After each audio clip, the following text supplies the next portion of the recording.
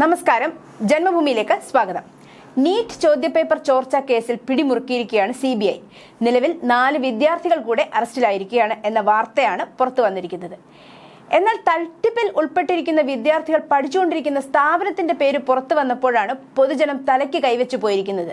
നിങ്ങൾക്കിത് എന്തിന്റെ ആവശ്യമായിരുന്നു എന്നാണ് സമൂഹ മാധ്യമങ്ങൾ അടക്കം ചോദ്യമുയരുന്നത്.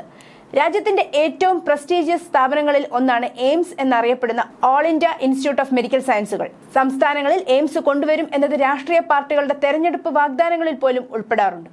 എയിംസിൽ പഠിക്കാൻ കഴിയുക എന്നത് തന്നെ ഒരുപാട് കഴിവും ഭാഗ്യവും ഒത്തുചേർന്നിട്ടുള്ളവർക്ക് മാത്രമേ കഴിയുകയുള്ളൂ. അതുകൊണ്ട് തന്നെ തട്ടിപ്പ് നടത്തിയിരിക്കുന്നവർ എയിംസിലെ വിദ്യാർത്ഥികളാണെന്ന് മനസ്സിലാക്കുമ്പോൾ എല്ലാവരും ഒന്ന് ഞെട്ടുന്നത്. നീറ്റ് ചോദ്യപേപ്പർ ചോർച്ചയുമായി ബന്ധപ്പെട്ട് പാറ്റ്ന എയിംസിലെ 4 മെഡിക്കൽ വിദ്യാർത്ഥികളാണ് നിലവിൽ CBI അറസ്റ്റ് ചെയ്തിരിക്കുന്നത്. 3ാം വർഷ വിദ്യാർത്ഥികളായ ചന്ദൻ സിംഗ്, രാഹുൽ അനന്ത്, കുമാർ ഷാനു, 1ാം വർഷ വിദ്യാർത്ഥി കരൺ ജെയിൻ എന്നിവരെയാണ് CBI അറസ്റ്റ് ചെയ്തത്. ചോദ്യപേപ്പർ ചോർത്തിയ സംഘവുമായുള്ള ബന്ധം സംബന്ധിച്ചും ചോദ്യങ്ങൾക്ക് ഉത്തരം എഴുതി നൽകിയത് സംബന്ധിച്ചുമുള്ള വിവരങ്ങൾ ഇവരിൽ നിന്ന് ലഭിച്ചതായാണ് സൂചന.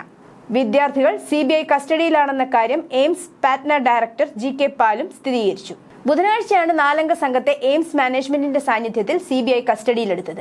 CBI സംഘം ഇവർ താമസിച്ചിരുന്ന ഹോസ്റ്റൽ മുറി സീൽ ചെയ്യുകയും അവരുടെ ലാപ്ടോപ്പും മൊബൈൽ ഫോണുകളും അടക്കം പിടിച്ചെടുക്കുകയും ചെയ്തിട്ടുണ്ട്. അന്വേഷണത്തിന്റെ ഭാഗമായി വിദ്യാർത്ഥികളുടെ ഫോട്ടോയും മൊബൈൽ ഫോൺ നമ്പറും ഉദ്യോഗസ്ഥർ അയച്ചിരുന്നതായും CBIയുമായി സഹകരിച്ചിട്ടുണ്ടെന്നും എയിംസ് അധികൃതർ അറിയിച്ചു.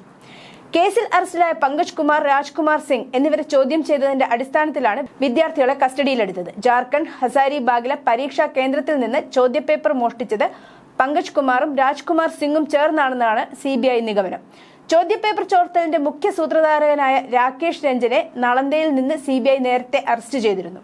കേസിൽ ഇതിനകം 14 പേരെയാണ് CBI അറസ്റ്റ് ചെയ്തത്. ബീഹാർ കേന്ദ്രീകരിച്ച് നടത്തിയ നീറ്റ് തട്ടിപ്പിൽ തേജസ്വി യാദവിന്റെയും പേര് നേരത്തെ ഉയർന്നു വന്നിരുന്നു. തേജസ്വി യാദവിന്റെ അടുപ്പക്കാരിൽ ഒരാൾക്ക് വേണ്ടിയാണ് ചോദ്യപേപ്പർ ചോർത്തിയത് എന്ന ആരോപണം ആദ്യകാലത്ത് പുറത്തു വന്നിരുന്നു. ഇതിൽ എത്രമാത്രം സത്യമുണ്ടെന്ന വിവരങ്ങൾ CBI പുറത്ത് വിട്ടിരുന്നില്ലെങ്കിലും അന്വേഷണം പൂർത്തിയാകുമ്പോഴേക്കും പല തലകളും ഉരുളും എന്ന് തന്നെയാണ് ലഭ്യമാകുന്ന വിവരം.